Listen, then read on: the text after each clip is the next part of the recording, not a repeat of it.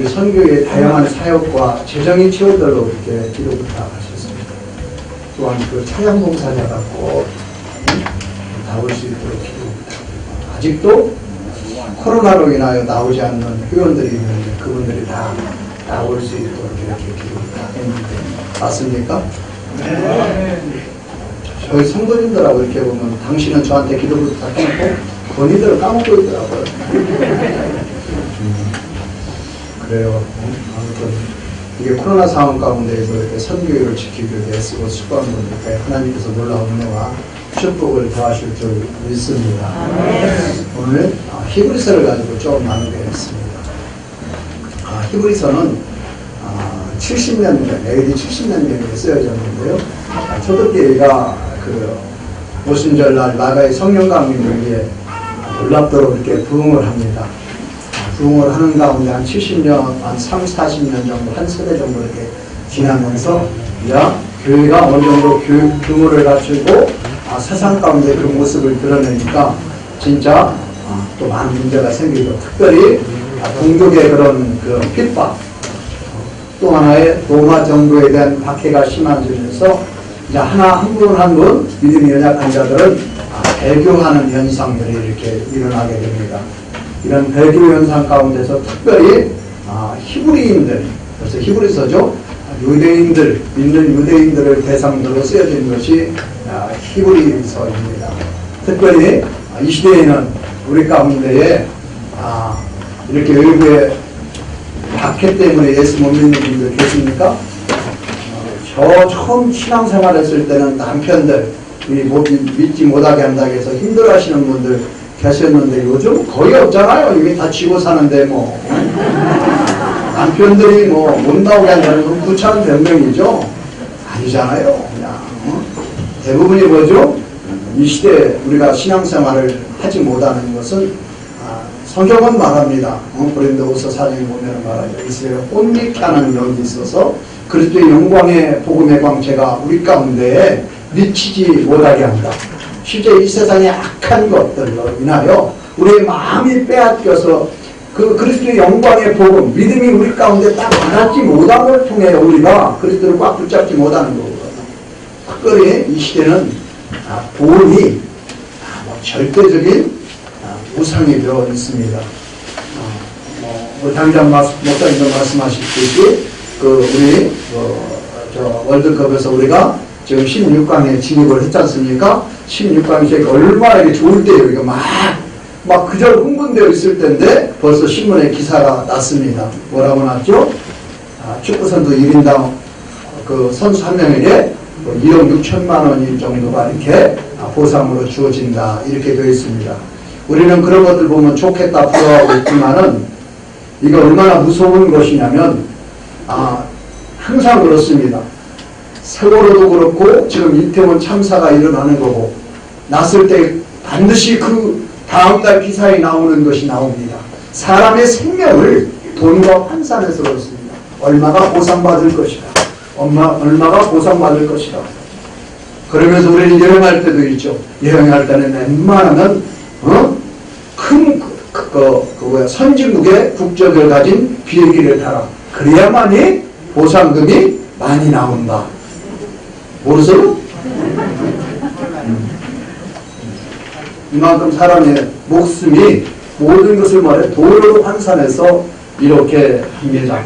그래서 이 시대에 이런 세상 가운데 우리가 믿음을 가지고 지켜나가는 것이 얼마나 힘든가에 대해서 우리는 말해주고 있습니다. 특별히 히브리서를 말합니다. 구약 성경을 들어서 이 복음이 얼마나 온전한가. 예수 그리스도는 구약의 온전한 모든 말씀을 성취한 완전한 구원에 이르게 하는 하나님의 선물이라는 것입니다.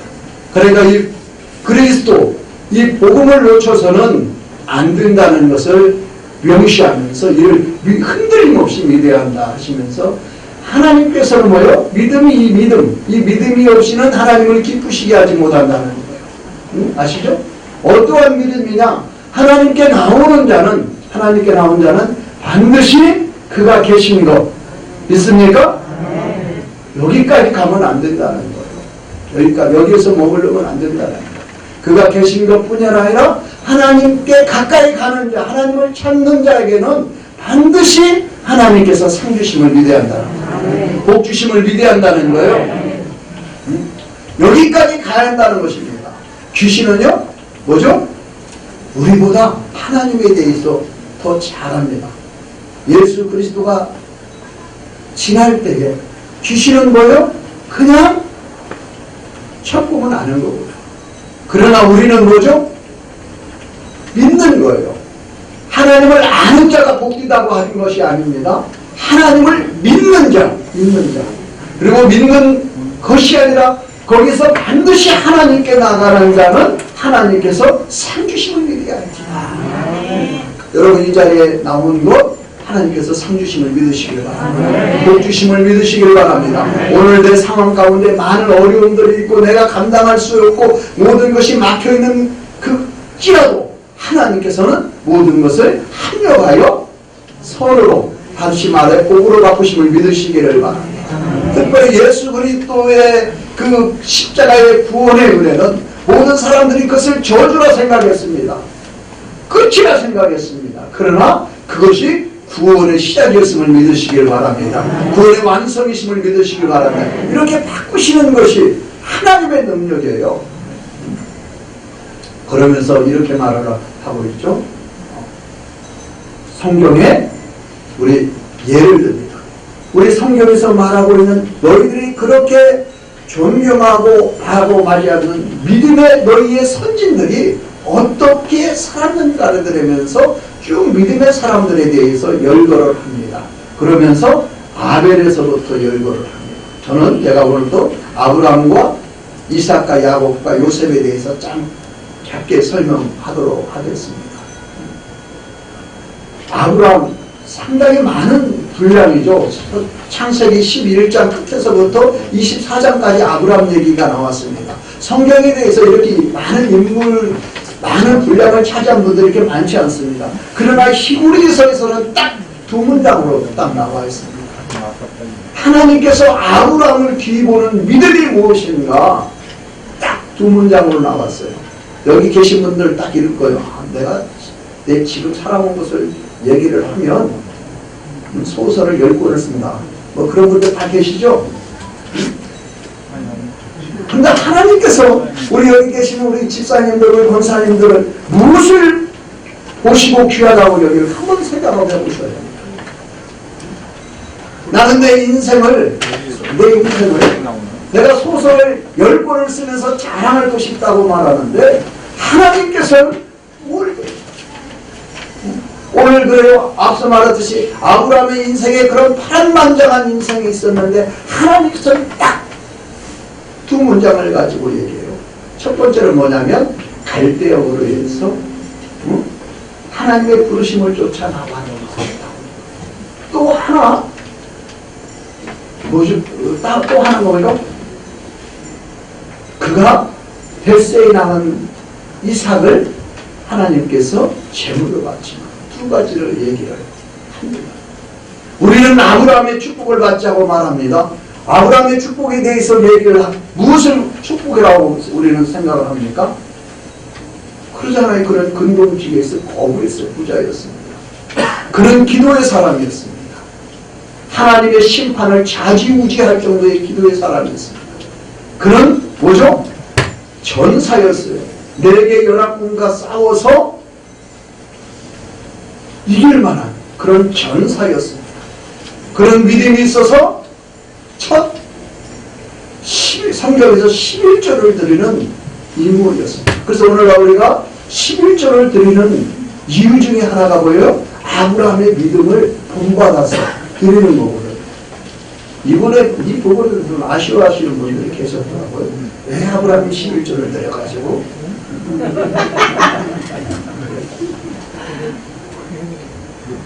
우리는 하나님께서 그에게 뭐예요? 동서남북 사방을 바라보라 하면서 바라보는 것마다 아브라함에게 허락했습니다. 그래서 우리는 아브라함의 축복을 달라고 우리는 오늘도 기도하고 있습니다. 우리 이삭을 한번 볼까요? 우리는 이삭을 볼 때 무엇을 그를 귀히 보십니까? 그런 하나님과 함께하는 자요, 그런 형통한 자요, 어디를 가는 곳마다 우물을 파면은 우물이 나오는, 샘이 나오는 자요, 그가 농사를 지으면은 백배의 수확을 보고 마침내 부자가 된 자라고 성경은 말합니다. 그래서 우리의 자녀들을 이삭이라고 많이 이름 짓잖아요. 목회자들도 뭐요? 우리 성도님들은 이삭의 축복을 달라고 우리는 축복을 합니다. 근데 성경은 그것들에 대해서 하나도 언급하지 않습니다. 우리가 그렇게 부러워하고 바라고 우리가 붙잡고 기도하는 그것들에 대해서 말하지 않고 이렇게 딱 한 문장으로 얘기합니다. 이삭은 야곱과 에서를 축복하였습니다. 그것을 기도합니다. 특별히 그리 하나님께서 우리에게 대해서 귀히 보시는 것은 뭐냐? 무엇을 많이 얻은 거에 대해서, 많이 높아진 거에 대해서, 싸워서 이긴 것들에 대하여 하나님은 특별히 언급하지 않습니다. 하나님께서 언급하는 것들은 뭐냐면 내 뜻과 하나님의 뜻이 일치했을 때를 언급하지 않고 뭐죠? 일치할 때는 다 하죠. 우리가 부자 되게 열심히 하는 것, 하나님의 뜻과 우리의 뜻이 일치하잖아요. 우리 애쓰고 노력하지 않습니까? 하나님은 그런 것들에 대해서 말씀하지 않습니다. 전쟁에 나가서 뭐죠? 다 싸우려고 이기려고 합니다. 그런 것들에 대해서 말하지 않습니다.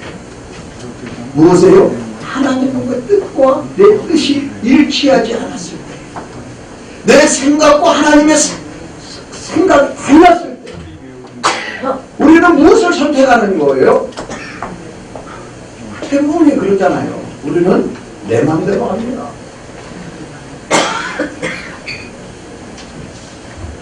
특별히 저는 제가 교구에서 생각을 하다 보니까 진짜 성도님들 바랍니다.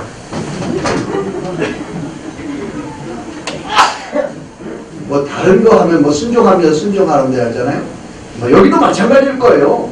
뭐 이제 그 연말에 정기총회 하면서 뭐 임원들 세우고 일꾼 세우려고 하면은 진짜 많은데 쫓아버려요. 그래요? 그러면 발전이 되는 거예요. 진짜 많아요. 자기 생각대로 하려고 해요. 자기 생각대로 하는 것은 뭐죠? 하나님 일 아닌 거 아시죠? 자기 일이에요. 하나님 일은 내 뜻과 하나님의 뜻이 대치했을 때에 내 뜻을 내려놓고 하나님의 뜻을 받아들이는 거예요. 여러분, 예수 믿지 않는 사람들도요, 자기의 선한 뜻 가지고 사회사업 엄청 많이 합니다. 좋은 일 많이 해요. 여러분, 그 사람들이 뭐예요? 돈 벌려고 얼마나 열심히 하는 겁니까? 오죽하면 무당 찾아다니죠. 다 자기 일도 그래요. 우리의 예배드림과 다를 게 없어요. 우리가 오늘 하나님 앞에서 구하는 것이나 무당 앞에서 그 사람들이 구하는 것이나 거의 99% 같은 거 아세요? 진짜예요.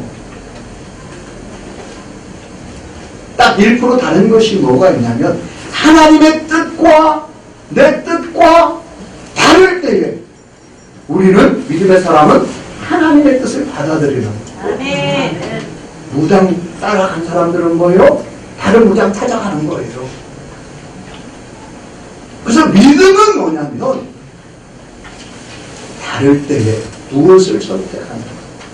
그래서 성경은 우리가 그렇게 바라고 하는 그 아브라함의 그 놀라운 그 부유왕, 이삭의 형통왕, 야곱의 부유왕, 요셉의 총리됨에 대하여 언급하지 않아요. 히브리서 11장 보십시오.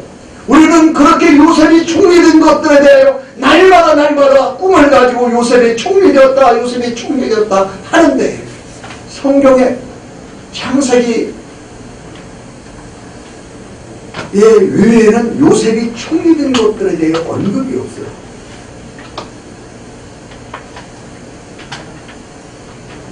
무엇을 그러냐?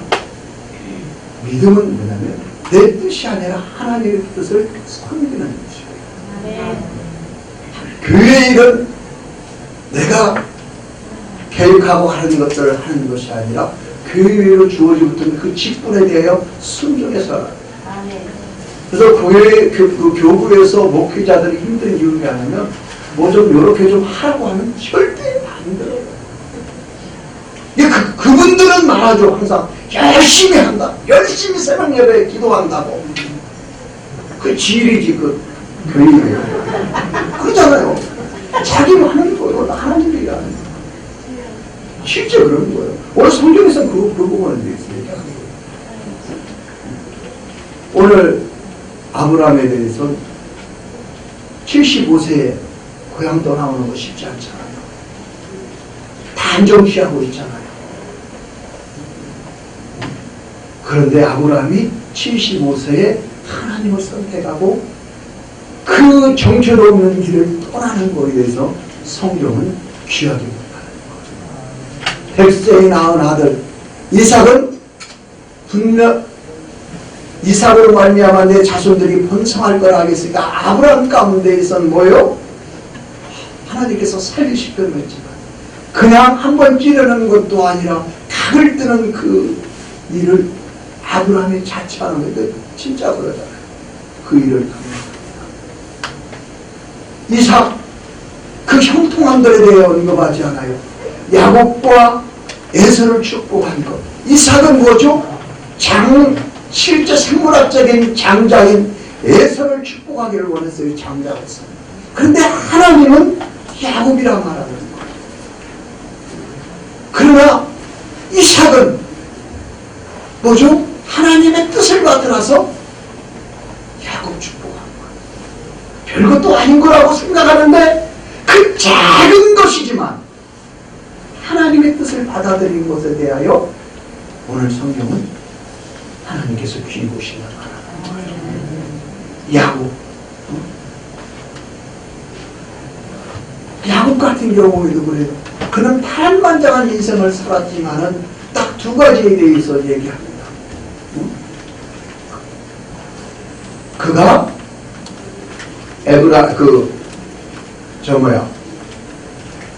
요셉의 자녀 에브라임과 므낫세를 축복하였습니다. 이 말은 당시 야곱으로서는 이해할 수 없는 거예요. 창세기 49장에 나오는 말씀인데 야곱이 거의 늙어 죽게 되었을 때에 이제 유언과 같이 그의 자녀들을 하나하나 그 르벤부터 축복을 합니다. 그런데 요셉의 차례에 왔을 때는 하나님께서 그 요셉을 축복하기보다는 요셉의 아들들인 에브라임과 므낫세를 축복하는 거예요. 이 말은 뭐냐면 그 요셉의 자녀인 에브라임과 므낫세를 아들로서의 입양하라는 겁니다. 이 손주를 아들로서 입양을 하라는 것입니다. 도저히 이해할 수 없고 이유를 모르는 거예요. 여러분 우리 인생 가운데 있어도 하나님의 시키는 일들에 대하여 이해할 수 없고 공감할 수 없고 도저히 납득되지 않은 일들이 있을 수 있거든요. 왜 갑자기 나한테 이 일을 하라고 해? 내 형편과 내 사정 보면 이리 보고 저리 보아도 나는 도저히 이 일에 적용자가 아닌데 왜 이 일을 하라고 해? 하시는 분들 여기 많이 계시잖아요. 오늘 좀 생각을 해보시죠. 이 야곱의 입장에서 그러는 거야. 지금 아들들을 쭉 축복하고 있는데 요셉의 경우에 왔을 때는 왜 손주들을 축복하라고 해? 왜 아들로 끌어올리라고 해? 이해하지 못했어요. 그런데 그냥 하라니까 야곱을 하고 이유도 모르고 그는 죽었습니다. 그런데 하나님께서 그를 귀보다 하시고 그 이유는 언제 밝혀지냐면 그 후에 430년이 지났을 때에 그 이유가 밝혀집니다.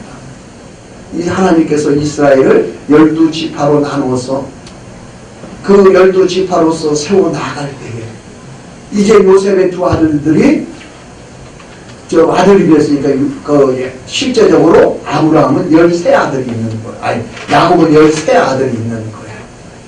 그런데 하나님께서 뭐예요? 한 아들 내일을 기업을 주는 것이 아니라 쏙 빼서 너는 오직 예배와 제사를 섬기는 자로서 빼는 거고, 그러니까 다시 12이 되는 거고. 그러니까 그 비밀이 430년이 지나서 우리는 알 수 있는 거예요. 그러나 당시 야곱은 이해할 수 없는 것입니다. 이해하지 못함에도 불구하고 야곱은 하나님의 말씀에 순종하여 기도하고 그냥 죽었어요. 그런데 하나님께서는 그 야곱의 믿음을 너를 귀히 보신다. 하나님의 말씀 앞에는 반드시 참으심이 있음을 믿으시기 바랍니다. 오늘 우리가 도저히 형편과 사정이 있어서 내 이것은 납득이 되지 않고 할 수 없음에도 불구하고 내가 오직 하나님의 말씀이니까 내가 순종합니다. 금요일 따른 내가 주어진 일에 대해서 내 나름대로 최선을 다한다면 하나님께서 그 믿음을 귀히 보시고 하나님께서 축복하심을 믿으시기를 바랍니다. 꼭 이 일에 순종하고 있다면, 있는 분 계시다면 임대로서 견디십시오. 반드시 그 일에는 진짜 하나님의 축복이 있습니다. 그리고 또 하나 마지막, 야곱이 하나님께서 귀히 보시는 것이 뭐냐면, 그가 죽게 되었을 때에 지팡이 머리에 의지해서 하나님을 경배하였어요. 여기 힘겹게 나오시는 분 계십니까? 하나님께서 축복하십니다. 야곱이 당시 총리의 아버지였어요.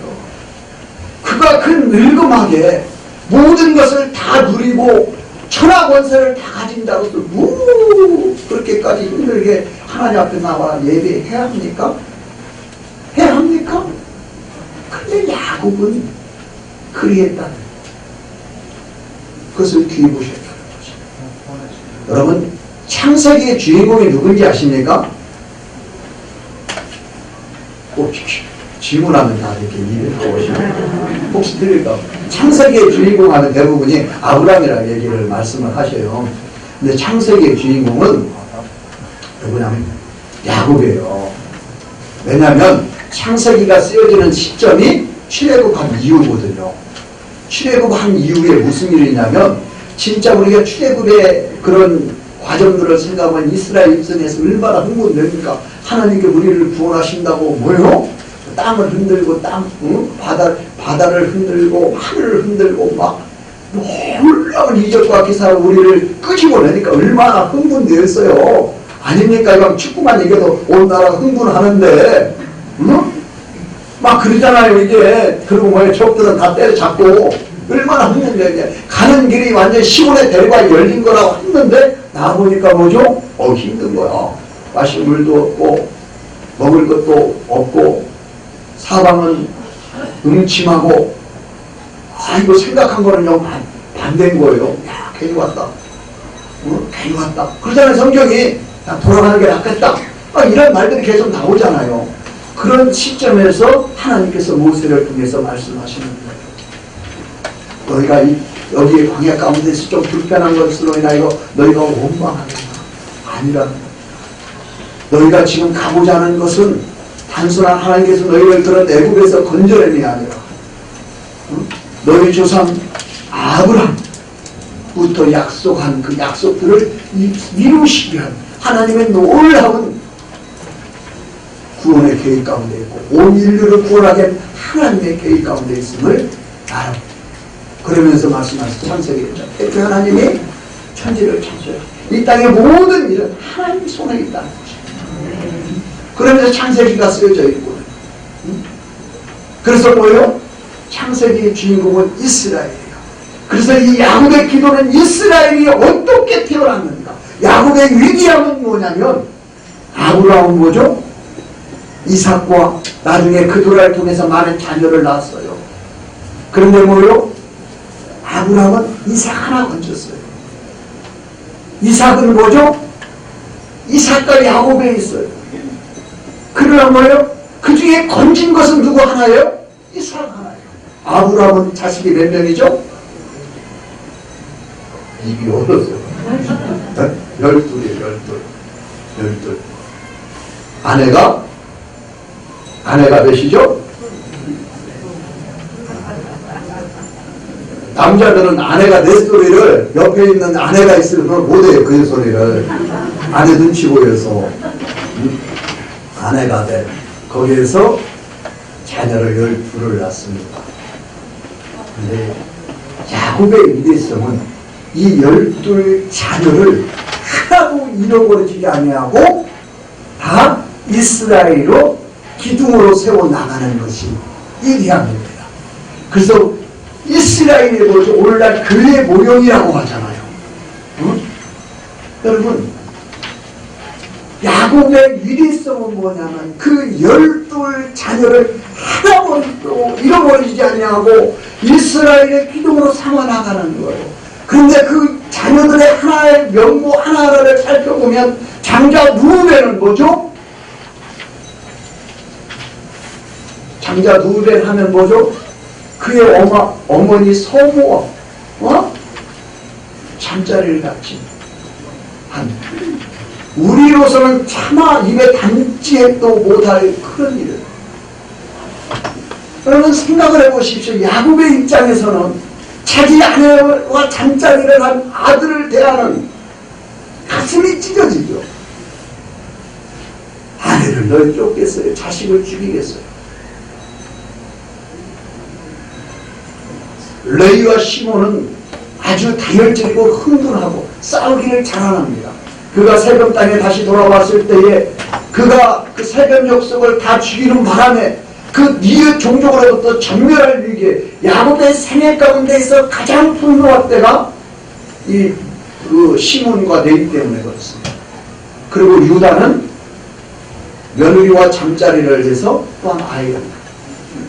여러분 이런 자녀 하나만 있으면 뭐죠? 집안이 이건 뭐 집안이라 할 수가 없고 아무리 이럴 수 없잖아요. 그런데 야곱은 이 자녀 하나를 다 내치지 않고 뭐요? 다 기둥으로 세웠다는 거예요. 그러니까 야곱이 늙음하게 애굽 총리의 아버지로서 모든 것에서 호의호식이며 자랑하며 그렇게 편안히 살 수 있는 것이 아니라 자식 하나하나를 생각하면 하나님께 은혜를 구할 수밖에 없음을 믿으시기를 바랍니다. 하나님 누베를 보십시오. 어떻게 사람이 할 수 없고 마땅히 저 죽여야지만 하나님 어떻게 저를 버리고 갑니까? 하나님 저를 불쌍히 여겨달라. 누베를 용서해달라고 하나님께 기도합니다.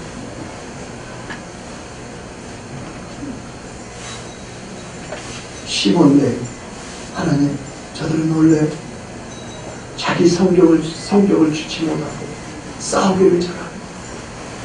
그러나 하나님 저를 불쌍히 여러분 자녀 하나 가고도 여러분 잠 못 자잖아요. 근데 12 자식 하나하나 자랑할 만하고 인간다운 새끼가 맞는 말인데 인간다운 새끼 하나도 없는데 그들과 기도할 수밖에. 그러니까 늙음하게 지팡이 머리에 의지해서 나와서 하나님 앞에 얘기하는데 뭐죠? 그 자식들이 하나도 버림받지 않고 이스라엘의 기둥으로서 든든히 세워졌음을 믿으시길 바랍니다. 그래서 오늘 이스라엘의 교회의 모형이라고 합니다. 그래서 교회는 뭐요? 그 장자 루벤 같은 자기 어머니하고 잠자리를 한 자도 용서주는 것입니다. 자기 며느리하고 잠자리 한 자도 용납되어지는 것입니다. 날마다 싸우기를 즐겨하고 나보다 다투고 그로 인하여 다른 사람의 큰 상해를 입혀줄지라도 교회는 품을 수 있는 곳이 교회입니다. 그래서 특별히 이런 선교회 같은 곳에는 한 사람의 그런 연약함들을 보고 함부로 힘을 받는 것이 그건 교회에 대해서 모르는 야곱과 같이 기도하는 것입니다. 그러면 하나님께서 뭐예요? 그를 일으키시고 회복시켜 주시고 하나님 나라의 기도로 쓰는 것입니다. 그래서 야곱의 위대함은 뭐냐면 그 참한 인간 같지 않고 망나니 같은 소식 품고 죽기까지 하나님 앞에 기도하는 그들을 세워나가서 이루십니다. 특별히 여기도 내열로 아이들 하나님께 이렇게 나오셨습니다. 힘써 기도하십시오. 하나님 그 기도 버리지 않습니다. 여러분 자식들이 아직도 구원에 이르지 못하고 야곱과 심령 같은 심령을 가지고 기도하십시오. 하나님께서 반드시 그의 기둥으로서 이 나라의 삶의 기둥으로서 하나님께서 세워놔서 이루시고 여러분들이 착한 일 시작하셨습니다. 하나님께서 완전히 이루실 것을 믿고 끝까지 하나님께서 충성하십시오. 하나님께 나가는 데는 반드시 상 주십니다. 복 주십니다. 이런 믿음 주시고 승리하는 강교원님 주셔서 오늘 선교회가 기도하는 모든 것들을 여러분들을 통해 이루심을 믿으시길 바랍니다. 네, 발전하는 우리 사이사업소들 예수님의 이름으로 축원드립니다. 하나님께 큰 영광과 올려드립니다.